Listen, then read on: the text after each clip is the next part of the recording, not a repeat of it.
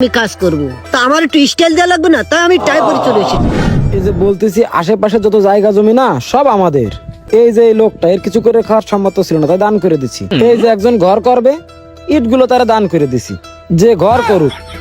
আর মোটমাট কথায় গ্রামের অর্ধেক জায়গা জমি ছিল হচ্ছে আমাদের। আমার দাদার মরে যাওয়ার পরে একটা ইচ্ছা ছিল এই জায়গা জমি সব গরিব মানুষের দিয়ে দেবো, তাই আর কি আমি গরিব মানুষের দিয়ে দিছি। এই যে এই দোকান, এই লোকটা আর কি গরিব মানুষ, তাই দোকানটা তার আমি দান করে দিছি। আর সব থেকে বড় কথা হচ্ছে মোটমাট কথা, এই গ্রামে যে গরম, ছাতা ধরো কি গরম, সে টিস্যু কই, টিস্যু নিয়ে আসিনি নাকি, আমি পকেটে টিস্যু পাচ্ছি না খুঁজে।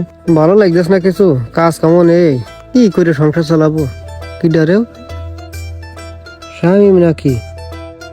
স্বামীর মতোই তো ঠিকতেছে, স্বামী তো ওর গেটা বেরো কেমন কেন, আর সাথে মাই রাখি দাও।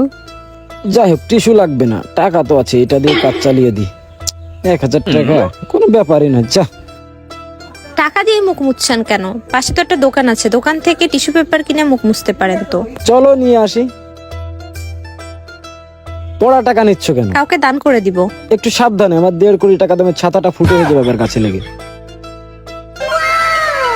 স্বামী না তুই? হ্যাঁ, আপনি কে? ভালো আছিস? ভালো, কিন্তু তুমি আমার নাম ধরে ডাকছো কেন? কেন তুই আমার চিনতে পারতেছিস না? আমি তোর